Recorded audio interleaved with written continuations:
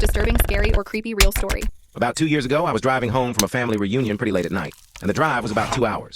I didn't stay the night because I had to be back for work the following day. Most of the drive was on roads with dense bushes and trees on either side.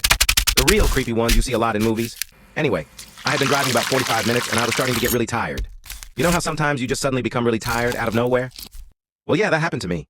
I knew I wasn't going to last, but Elle didn't come across any place that I felt I could park and safely sleep. Anyway, after it became clear to me that I wasn't going to find a place to pull up, and my tiredness wasn't going away, I did something very questionable. I pulled over to the side of the road onto the grass, behind some bushes, to try and hide my car from anybody else who was going to come past. The roads weren't empty. I came across another car every few minutes or so. I made a mental note that the time was 11:22, and then fell asleep.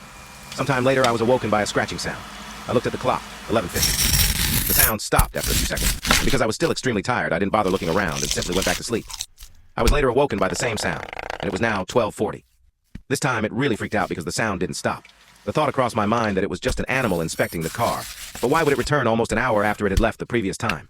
I looked in my rearview mirror and just managed to catch a glimpse of something running away into the forest. Now, at the time, I thought it was the damn hook killer. You know, the one that scratched that couple's car and then slaughtered the guy when he got out to investigate? Fuck that, I thought to myself, so I got the hell out of there.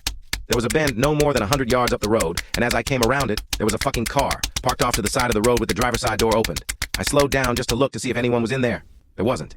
Then I looked in my rearview mirror.